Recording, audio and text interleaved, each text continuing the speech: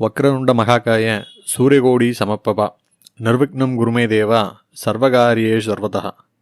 அனைவருக்கும் வணக்கம். இன்னைக்கு நம்ம எல்லோரோட மனசுக்கும் ரொம்ப நெருக்கமான, நம்ம வீட்டுக்குள்ள தினமும் பார்க்கக்கூடிய ஒரு உன்னதமான சக்தியை பற்றி தான் பேச போகிறோம். அது வேற யாரும் இல்லைங்க, நம்ம வீட்டு பெண்கள் தான். நம்ம சனாதன தர்மத்தில் ஒரு அழகான தத்துவம் இருக்கு. உலகத்தில் இருக்கிற மற்ற கலாச்சாரங்கள் எல்லாம் இறைவனை ஒரு ஆண் வடிவிலோ இல்லை ஒரு வெற்று சக்தியாகவோ தான் பார்க்கும். ஆனால் நம்ம சனாதன தர்மம் மட்டும்தான் இறைவனை ஒரு தாய் வடிவமாக, பெண் வடிவமாக வணங்குது. சாஸ்திரங்களில் சொல்லப்பட்டது என்ன அப்படின்னா, எந்த ஒரு இடத்துல பெண்கள் மதிக்கப்படுறாங்களோ அந்த இடத்துல அஷ்டலக்ஷ்மிகளும் தானாகவே குடியேறுவாங்க அப்படின்னு சொல்கிறாங்க. ஒரு குடும்பம் கோபுரமாக உயரணுமா இல்லை தரைமட்டமாக உடையணுமாங்கிறத அந்த வீட்டு பெண்ணோட குணத்தை பொறுத்து தான் அமையுது. ஒரு பெண்ணுக்குள்ளே இருக்கிற லக்ஷ்மி கடாட்சம், அதாவது அதிர்ஷ்டம் மற்றும் ஐஸ்வர்யத்தை காட்டக்கூடிய 5 முக்கியமான லட்சணங்களை பற்றி தான் இன்னைக்கு நம்ம இந்த வீடியோவில் ரொம்பவே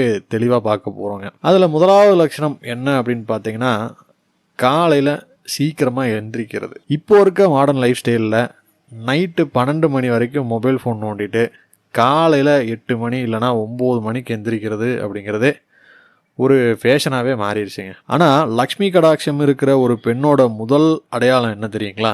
அவங்க சூரிய உதயத்துக்கு முன்னாடியே, அதாவது பிரம்ம முகூர்த்தம் அப்படின்னு சொல்லப்படுற அந்த அதிகாலை வேளையிலேயே எந்திரிச்சிருவாங்க. காலையில் 4 மணிலேருந்து 6 மணிக்குள்ளே இருக்கிற அந்த டைமில் காற்றில் பிராணவாயு அதிகமாக இருக்குங்க. அது நம்ம உடம்புக்கு ரொம்ப நல்லது. அது எல்லாத்தையுமே விட அந்த நேரத்தில் பிரபஞ்சம் முழுக்க ஒரு அமைதி இருக்கும். அதை நம்ம ஒரு பாசிட்டிவ் எனர்ஜி நோக்கி தள்ளிவிடும். அதிகாலையில் எழுந்து வாசல் தெளித்து அழகாக ஒரு கோலம் போடுறாங்க பாருங்கள், அங்கே பாதி தரித்திரம் ஓடிடும் அப்படின்னு சொல்லலாம். கோலம் போடுறது வெறும் அழகுக்காக மட்டும் இல்லைங்க, அது ஒரு யோகா. குனிஞ்சு நிமிர்ந்து கோலம் போடும்போதே நம்ம உடம்பு ரொம்பவே ஆரோக்கியமாகுது. வாசலில் போடுற அரிசி மாவு கோலம் சின்ன சின்ன எறும்புங்களுக்கு உணவாகுது. அதாவது விடிஞ்சவுடனே ஒரு பெண் தன் கையால் தர்மம் செய்ய ஆரம்பிச்சிடுறாங்க அப்படின்னே சொல்லாங்க.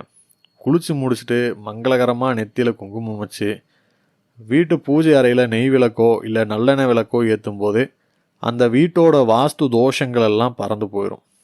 எந்த வீட்டில் விடிய காலையிலேயே விபூதி வாசனையும் சாம்பிராணி புகையும் விளக்கோட ஒளியும் வீசுதோ அந்த வீட்டு வாசலை தேடி மகாலட்சுமி தானாக வருவார் என்பதில் எந்த விதமான சந்தேகமே இல்லைங்க.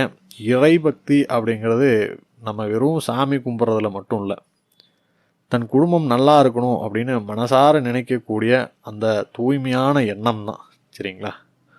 ஒரு பழமொழி சொல்லுவாங்க, அகத்தின் அழகு முகத்தில் தெரியும் அப்படின்னு. அதனால் ஒரு பெண்ணோட உண்மையான அழகு அவளோட முகத்தில் இல்லை, அவளோட பொறுமையில் தான் இருக்குது. வாழ்க்கைனா எப்போவுமே ரோஜா இதழ்கள் விரிச்சு பாதை மாதிரி இருக்காது. முட்களும் இருக்கும், மேடு பள்ளங்களும் இருக்கும். பொருளாதாரத்தில் கஷ்டம் வரலாம், குடும்பத்தில் யாருக்காச்சும் உடம்பு சரியில்லாமல் போகலாம், இல்லை கணவனுக்கும் மனைவிக்கும் நடுவில் சின்ன சின்ன கருத்து வேறுபாடுகள், அந்த மாதிரி விஷயங்கள்லாம் வரலாம். கஷ்டமான சூழ்நிலைகள் வரும்போது சில பேர் கத்துவாங்க, பொருட்களை தூக்கி உடைப்பாங்க, நிதானத்தையே இழந்துருவாங்கன்னு வைங்களேன். ஆனால் லக்ஷ்மி அம்சம் பொருந்திய பெண் என்ன பண்ணுவாங்க தெரியுமா? எவ்வளவு பெரிய புயல் அடித்தாலும் உள்ளுக்குள்ளே பதட்டப்படாமல் வெளியில் ரொம்ப அமைதியாக இருப்பாங்க. ஏன்னா கோபத்தால் எந்த பிரச்சனையும் தீர்க்க முடியாது அப்படிங்கிறது அந்த பெண்ணுக்கு நல்லாவே தெரியும். சரிங்களா? கணவன் ஆஃபீஸில் ஏதோ டென்ஷனில் கத்துனா கூட அந்த நேரத்தில் திருப்ப பேசாமல் அவங்களுக்கு ஒரு டம்ளர் தண்ணி கொடுத்து அவங்க மனசு மாறுற வரைக்கும் அமைதியாக இருக்கிற பக்குவம் இருக்குது பாருங்கள், அதுதான் சாட்சாத் பூமாதேவியோட குணம் அப்படிங்கிறது. ஒரு குடும்பத்தில் இருக்கிற எல்லோரையும் ஒன்றா சேர்த்து சிதறி போகாமல் வச்சுருக்க கயிறு தான் பெண். அவங்க அமைதியாக சிந்திச்சு எடுக்கிற முடிவுகள் தான் அந்த குடும்பத்தை பெரிய ஆபத்துகள்லேருந்து காப்பாற்றும். இதை பார்க்கக்கூடிய பெண்கள் அந்த பொறுமை குணத்தை வளர்த்துக்க முயற்சி பண்ணுங்க. 3வது லட்சணம் அப்படின்னு பார்த்தீங்கன்னா, நம்ம ஊரில் அதிதி தேவோ பவா அப்படின்னு சொல்லுவாங்க. அதாவது வீட்டுக்கு வர விருந்தினர்கள் இறைவனுக்கு சமமானவங்க. இந்த காலத்தில் வீட்டுக்கு யாராச்சும் சொந்தக்காரங்க வராங்கன்னு ஃபோன் பண்ணாலே பல வீடுகளில் முகசுளிப்பு தான் முதல்ல வரும்.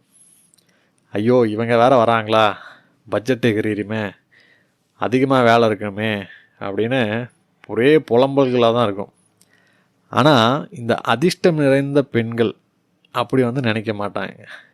வீட்டுக்கு வரவங்க ஏழையோ பணக்காரங்களோ அவங்கள வாசலுக்கு போய் சிரித்த முகத்தோட எப்படி இருக்கீங்க அப்படின்னு கேட்குற அந்த ஒரு வார்த்தையிலேயே வரவங்களோட பாதி மனசு கஷ்டமாக இருந்தாலும் சரி, அவங்க பிரயாணம் பண்ண களைப்பாக இருந்தாலும் சரி, அது எல்லாமே போயிருங்க. உள்ளே கூட்டிகிட்டு உட்கார வச்சு அவங்களுக்கு மனசார உபசரிக்கணும். சரிங்களா? வீட்டில் சாப்பாடு கம்மியாக இருந்தால் கூட அதை ரொம்பவே அட்ஜஸ்ட் பண்ணி வந்தவங்களுக்கு வயிறார சாப்பாடு போட்டு கடைசியாக சாப்பிட்ற தாய்மார்களை நம்ம நிறையவே பார்த்துருப்போம். எந்த வீட்டில் வர விருந்தினர்களுக்கு பசியாற்ற உணவும் அன்பான உபசரிப்பும் கிடைக்குதோ அந்த வீட்டை பார்த்து அன்னபூர்ணி தேவி ஆசி வழங்குவாங்க. அந்த வீட்டில் தானியங்களுக்கும் உணவுப் பொருட்களுக்கும் என்றைக்குமே பஞ்சம் வராது அப்படின்னு கண்டிப்பாக அடித்து சொல்லாங்க. கை நிறைய சம்பாதிச்சாலும் வரவங்களுக்கு ஒரு வாய் சாப்பாடு போடாத வீட்டில் லக்ஷ்மி தேவி தங்கவே மாட்டாங்க. 4வது லட்சணம் என்ன அப்படின்னு பார்த்தீங்கன்னா, குடும்பத்தோட வேர்களாக இருக்கக்கூடிய முதியவர்களை மதிப்பது மற்றும் பராமரிப்பது. ஒரு பெரிய மரத்துக்கு எப்படி வேர்கள் முக்கியமோ அதே மாதிரி ஒரு குடும்பத்துக்கு அந்த வீட்டை பெரியவங்க தான் ரொம்ப முக்கியம். தாத்தா பாட்டி மாமனார் மாமியார் இவங்க எல்லோரும் தான் அந்த குடும்பத்தோட அஸ்திவாரமே. ஆனால் இன்றைக்கி இருக்கக்கூடிய ட்ரெண்டு என்ன அப்படின்னா, கல்யாணம் முடிஞ்ச உடனே தனி கொடுத்துன்னு போகணும், பெரியவங்க தொல்லை வேணாம் அப்படின்னு நினைக்கிறாங்க. ஆனால் உண்மையான லக்ஷ்மி கடாட்சம் இருக்கக்கூடிய பெண் அந்த மாதிரி எண்ணங்களே அவங்க மனசில் எழாது. வயசான காலத்தில் பெரியவங்களுக்கு கோபம் வரலாம், குழந்தைங்க மாதிரி அடம் பிடிக்கலாம், உடம்பு சரியில்லாமல் போகலாம். அந்த நேரத்தில் அவங்கள ஒரு சுமையாக பார்க்காம தன் சொந்த பெற்றோர் மாதிரி நினச்சி அவங்களுக்கு நேரத்துக்கு மாத்திரை கொடுக்கறது, அவங்கக்கிட்ட அன்பா 4 வார்த்தை பேசுகிறது, அவங்கள மதித்து நடக்கிறது, இது எல்லாம் ஒரு பெண்ணுக்கு இருக்கிற ஆக சிறந்த குணம். நீங்கள் உங்கள் மாமனார் மாமியாரை எப்படி நடத்துகிறீங்களோ அதை தான் உங்கள் குழந்தைங்களும் பார்த்து கற்றுக்குறாங்க. அதை மறந்துடாதீங்க. நாளைக்கு நீங்கள் வயசாகும் போதும் உங்கள் குழந்தைகள் உங்களை நல்லா பார்த்துக்கணும் அப்படின்னா இன்றைக்கி நீங்கள் பெரியவங்களை மதிக்கணுங்க. பெரியவங்களோட கண்ணீர் ஒரு குடும்பத்தை அழிச்சிரும். அதே சமயம் அவங்களோட மனமார்ந்த ஆசீர்வாதம் அந்த குடும்பத்தோட தலைமுறைகளையே வாழ வைக்கும். சரிங்களா?